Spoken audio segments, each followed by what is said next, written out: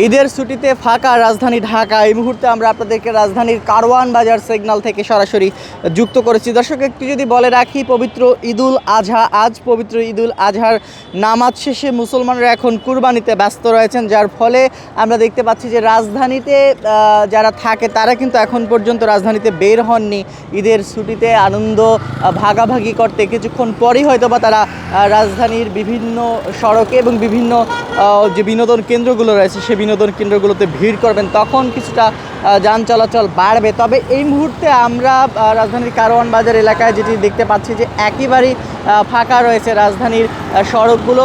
এর একটি কারণ হচ্ছে রাজধানীবাসী, বিশেষ করে যারা জীবিকার তাগিদে রাজধানীতে বসবাস করেন, তারা কিন্তু পরিবারের সঙ্গে ঈদের আনন্দ ভাগাভাগি করে নেওয়ার জন্য গ্রামে চলে গেছেন, যার ফলে এখন আর এই যে চাপ রাজধানী ঢাকায় সাধারণ মানুষের চাপ সেটি কিন্তু একেবারেই নেই।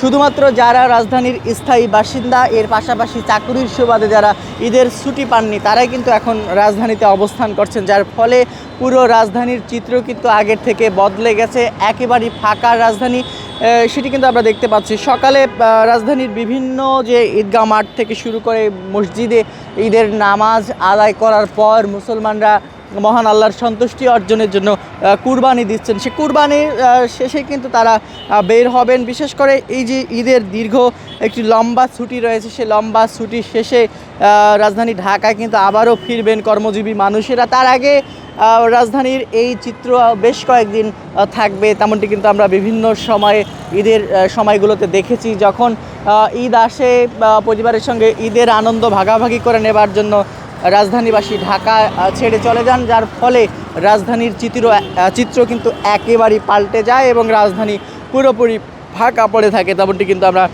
দেখতে পাই। রাজধানীতে আমরা যেটি দেখতে পাচ্ছি যে সড়কে ট্রাফিকদের সংখ্যাও কিন্তু তুলনামূলক কম, ট্রাফিক পুলিশদের সংখ্যা কম। তবে এআই ক্যামেরার ভয়ে কিছুক্ষণ পরপরই কিন্তু বিভিন্ন মোড়ে যেখানে এআই ক্যামেরা রয়েছে সেখানে কিন্তু সিগন্যাল মানছেন নগরবাসী, এমনটি কিন্তু দেখতে পাওয়া যাচ্ছে। তবে যে জায়গাগুলোতে এআই ক্যামেরা নেই সেখানে কিন্তু এই সিগন্যাল মানারও কোনো বালাই নেই, তেমনটি কিন্তু আমরা দেখতে পাচ্ছি। সব মিলিয়ে রাজধানীর চিত্র আমরা যেটি দেখছিলাম যে একেবারেই কিন্তু ফাঁকা রাজধানীর চিত্র, এটি আরও বেশ কয়েকদিন থাকবে। এর পাশাপাশি যেহেতু সকালের দিকে কিছুক্ষণ আগেই বিভিন্ন জায়গায় ঈদের নামাজ শেষ হয়েছে, যার ফলে নগরবাসী এখন কুরবানিতে ব্যস্ত রয়েছেন।